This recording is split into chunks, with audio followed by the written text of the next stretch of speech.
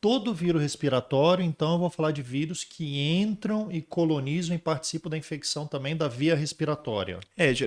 Ele entra pela né, via nasal, né? Então, geralmente a transmissão ocorre ou via respiratória, né? De você estar respirando o mesmo ar, mas um modo de transmissão que é importante, que as pessoas esquecem, é o contato. Contato com superfícies contaminadas. Então, quando a gente fala de vírus respiratório, óbvio, por exemplo, que a máscara previne, né? Ambientes ventilados acaba evitando. Mas tem um ponto que é contato. Então, por exemplo, tem vírus que se você espirra aqui, ele fica nessa superfície por um bom tempo. Então, se você passa a mão e leva para a boca, região dos olhos ou nariz, você acaba se infectando também, né? Então, respiratório, né? Porque eles causam essas síndromes respiratórias, mas lembrar que a transmissão também é pelo contato. E esse vírus ficando nessa superfície, tem vírus que ficam mais de 24 horas ali à Tem vírus exposição. que fica mais de 24 horas.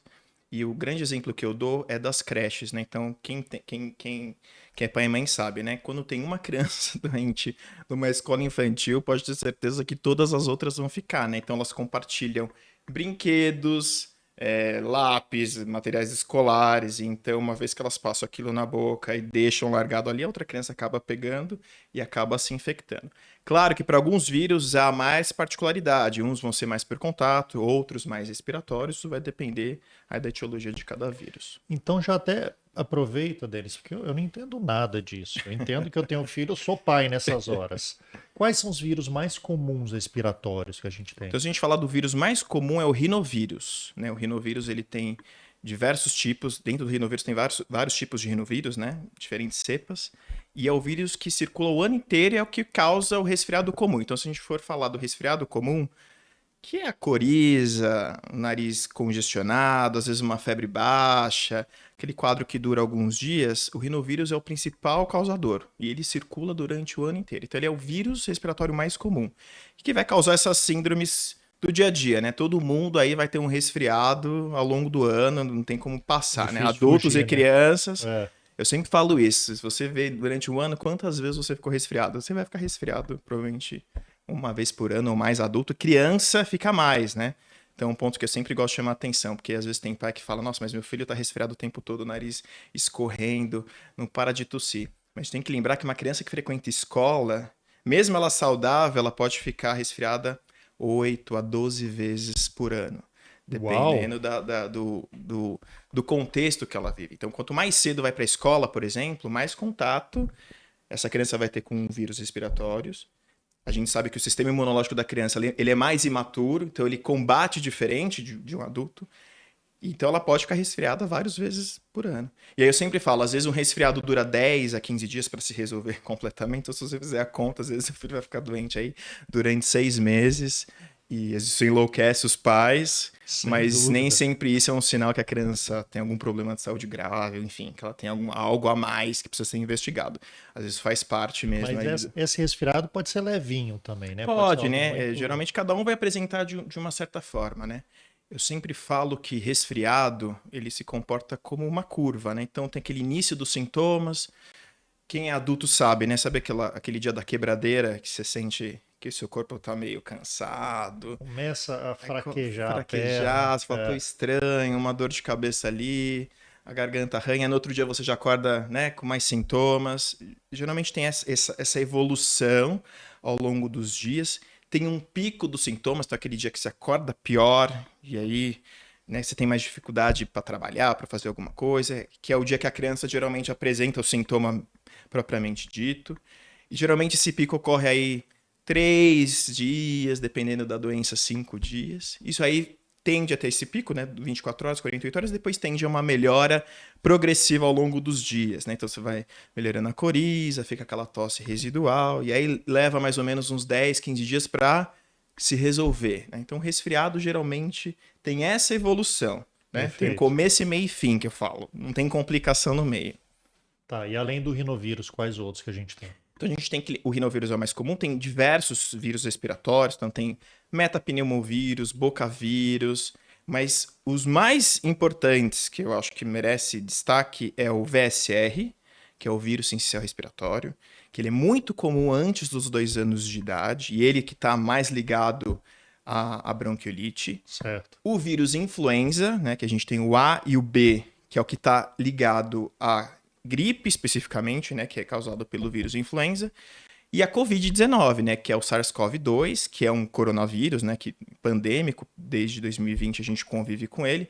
Então, acho que hoje eles são os vírus que têm um protagonismo maior nas síndromes clínicas. Mas tem outros, tem adenovírus, que às vezes causa conjuntivite, diarreia. Vírus tem aos montes. Aos montes, no fato. E o próprio vírus, você me falou aí também, o próprio vírus, às vezes, eles têm vários subtipos. Subtipos, né? Então você vai se infectando ao longo da vida por vários subtipos diferentes, né?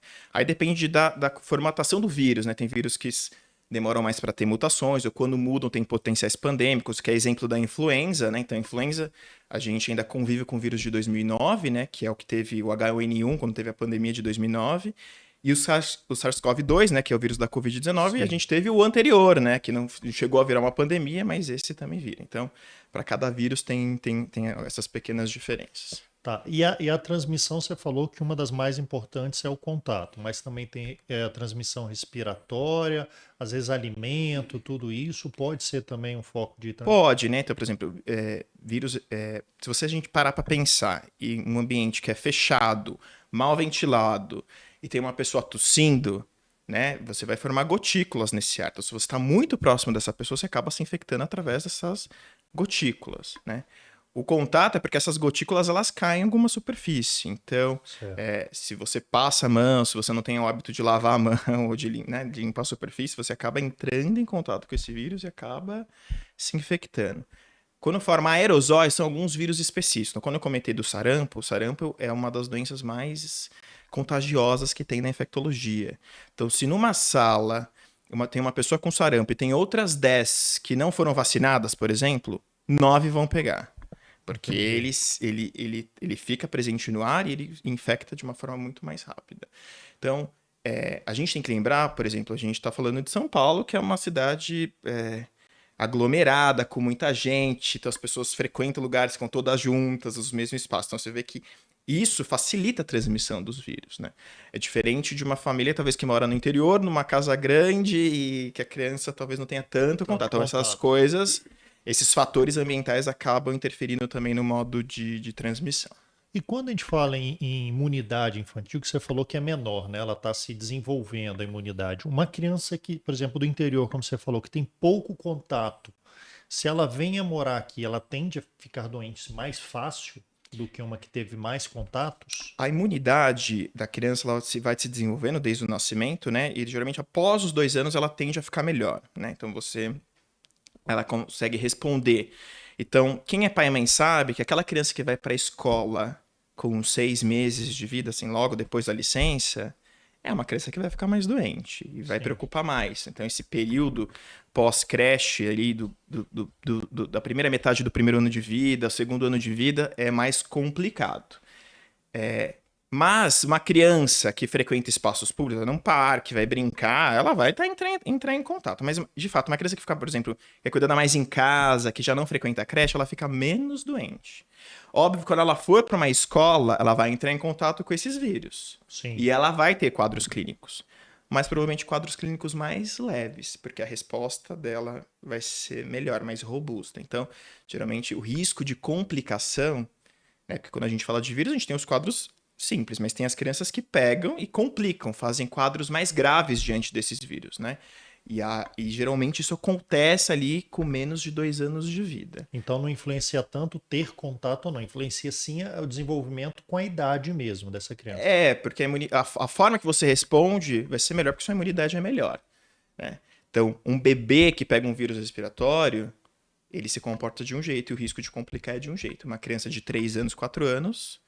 é de outro jeito. Claro que tem algumas particularidades. Por exemplo, influenza é uma doença muito mais comum de criança escolar, de 5, 6 anos. Sim. Né? VSR é uma doença mais de bebê, mas um resfriado... É só a gente pensar, a gente como adulto, né? A gente tem um resfriado, a gente faz um quadro mais A gente trabalha às Eu vezes. não sei você, Denis.